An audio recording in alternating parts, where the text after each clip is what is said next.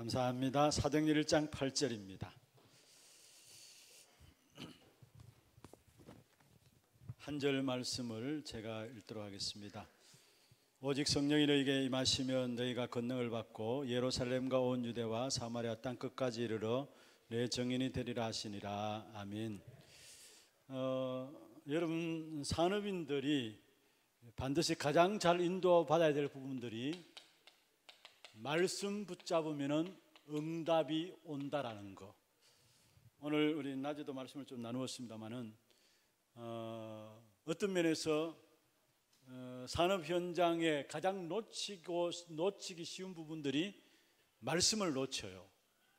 그래서 우리도 모르게 그 환경과 그 상황 보고 갈등하고 또 어려움을 당해요. 그래서 이게 사실 이게 다예요.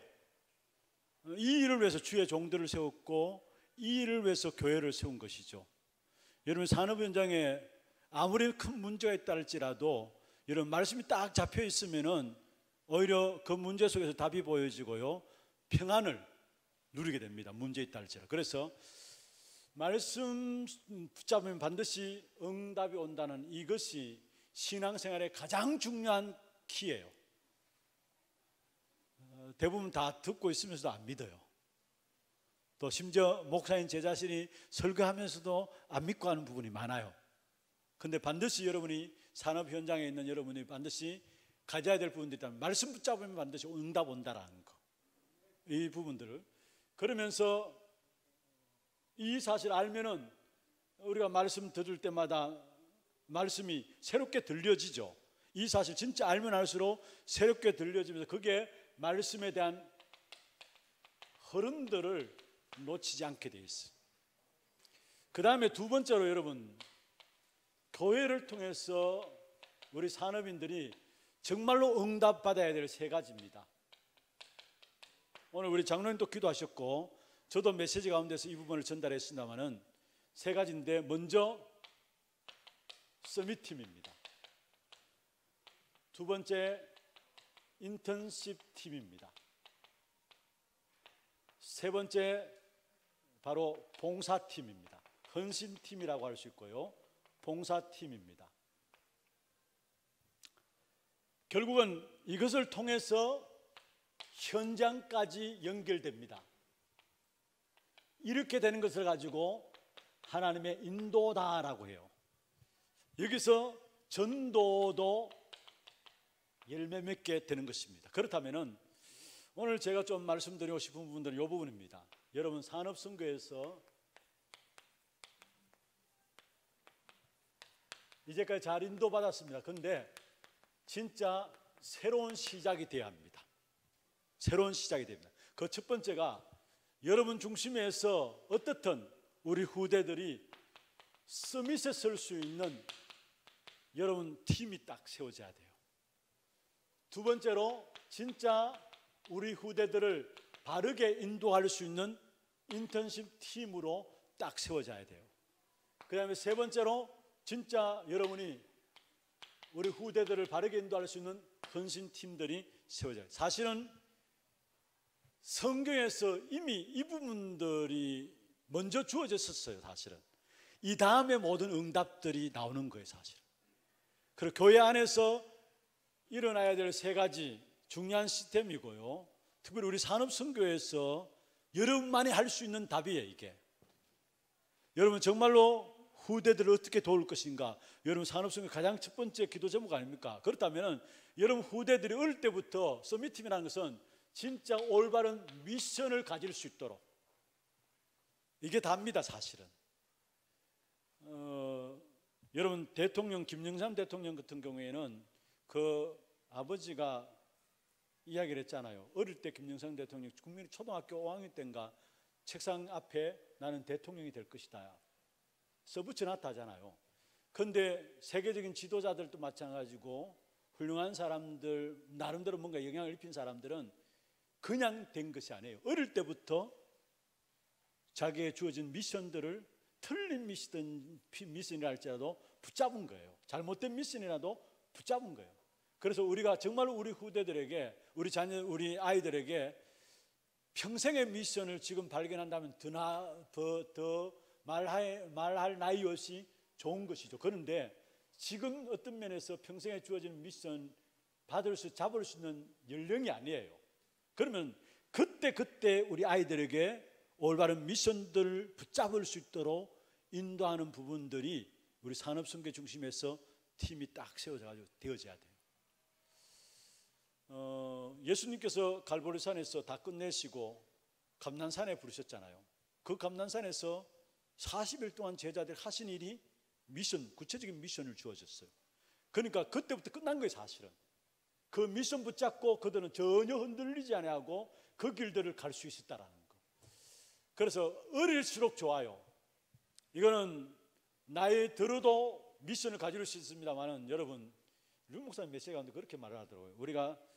저는 음악하는 사람 참 좋아해요. 근데 나도 이제 나이가 조금 돼가지고 음악해야 되겠다. 그러면은 암만 해도 어릴 때부터 한 아이하고 달라요. 못 따라가요. 그래서 어리면 어릴수록 분명한 미션. 그래서 세계적으로 훌륭한 사람들, 이런 사람들은 거의 다 어릴 때, 여러분, 선교사로 선교 사역 속에 많은 영향을 입혔던, 한마디로 선교 핵을 껐던 그 선교사들도 하나같이 젊을 때 20대 10대 때 성령을 받았어요. 그러니까 이들이 내가 세계 현장을 선교 현장으로 나가야 되겠다, 그런 비전을 가졌다니까요. 그런 사람들 통해서 선교의 흐름들이 바뀌어졌어요. 그렇다면은 저와 여러분이 정말 산업선교에서 우리 후대를 놓고 반드시 이루어져야 될 것이 뭐냐? 올바른 미션을 주어지도록 하는 것. 그래서 틀린 미션이라도 붙잡는 게 나아요. 왜냐? 틀리면 틀렸구나 알 수 있기 때문에. 그래서 이 부분들 정말 여러분 담고 기도해야 합니다. 산업선교에서 이 팀들이 나와야 돼요. 이미 성경에는 하나님의 현장에 대한 역사 이전에 이 팀들이 있었다라는 거. 그 다음에 두 번째로 인턴십 팀입니다. 여러분을 하나님께 이제까지 있게 하신 이유가 뭡니까? 물론 실패한 부분들도 있고요, 또 응답받은 부분들도 있고, 그 모든 것이, 여러분의 모든 것이 우리 후대들에게 인턴십이 되어져요. 잘한 것만, 잘된 것만 아니라 실패한 것도 인턴십이 되어져요. 한마디로 여러분, 우리를 하나님의 정인으로 부르셨다 하잖아요. 그 정인으로 부르셨다는 것은 꼭 잘해야 정인이 아니에요. 안 된 것도 정인으로 부르신 거예요. 그래서 사실은 우리 렘넌트들이 여러분을 만나서 평생에 여러분 삶에 인도받은 부분들을 놓고 들으면서 그들이 걸어가야 될 인턴십에 대한 중요한 부분들이 쌓아질 수 있도록. 그래서 성경에 나오는 렘넌트들은 하나같이 그 걸음들이 인턴십의 걸음이었다라는 거. 그럼 이게 안 믿어지니까 주어진 환경 속에, 현실 속에 원망하고 불평하지. 요셉도 노예로고 감옥하고 그 모든 환경들이 인턴십의 걸음이었어요. 그럼 우리 아이들이 어릴 때부터 이 부분들이 주어져 가지고 하나님께서 나를 인도하시는 인턴십의 걸음이구나, 이 사실을 알면은 지금 주어진 환경과 문제들 보는 눈이 달라지게 돼 있어요. 그래서 진짜 우리 산업선교에만 할 수 있어요. 정말 여러분이 우리 후대에게 인턴십 팀에 딱 되어지도록. 그리고 헌신팀입니다. 다른 말로 봉사팀이라 할 수 있는데요, 이것은 다시 말해서 여러분이 중요한 우리 아이들에게 포럼을 해줌으로 언약의 여정을 갈 수 있는, 아이들이 한마디 한마디 이런 포럼해 주는 부분들 통해서 이게 정말 도와주는 거죠. 우리 아이들에게 도와주는 것이 뭐냐? 여러분 받은 응답들을 가지고 포럼해 주는 이 부분들이, 여러분 받은 응답들이 아무것도 아닌 것 같지만 그러나 그게 하나님의 성령의 역사로 주어진 응답이기 때문에 그걸 말하게 될 때 그 듣는 사람도, 포럼하는 사람도 그게 전달되게 돼 있어요. 그래서 포럼팀, 정말로 언약의 여정을 걸어가는 데 있어서 포럼의 평생의 걸음 속에 포럼해 줄 수 있는 그런 팀들이, 이게 로마서 16장에 나오는 비밀 결사대입니다. 한마디로 우리 아이들의 평생을 놓고 멘토 역할을 할 수 있는, 포럼할 수 있는 그런 팀들이 세워져야 된다는 거. 이 부분들이 되어지는 만큼 교회에 응답이 오게 돼 있고요, 현장에 대한 응답들은 오게 돼 있어요. 그래서 코로나, 여러분 이 시간표 이후로 교회 안에 정말로 이제는 산업선교 중심에서 이 서밋팀, 인턴십 팀 또 봉사팀이 본격적으로 움직여짐으로 말미암아 후대들이 살아나는 그런 응답이 있기를 주의 이름으로 축원합니다. 많은 것들이 달라져요. 선교도 달라지고 앞으로요. 그래서 코로나 이후로 선교에 대한 부분들을 직접 우리가 간다는 것도 가는 거지만은 앞으로 가는 것도 쉽지 않을 거예요. 그러면은 그 선교 현장에 있는 제자들을 어떻게 키워가지고 어떻게 온라인으로도 훈련시키고 그 안에 있는 또 제자들이나 또 차세대들 어떻게 키워낼 것인가, 그런 부분들이 새롭게 연구되어져야 되고요.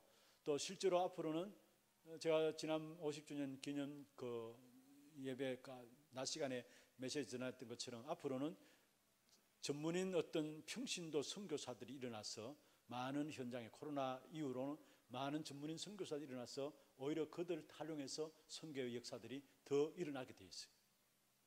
주일학교도 마찬가지로 제가 부탁드리려고 하는데, 물론 교회 모여놓고 아이들 모아놓고 해야 됩니다. 그러나 이제는 시스템을 바꾸어 나가야 돼요.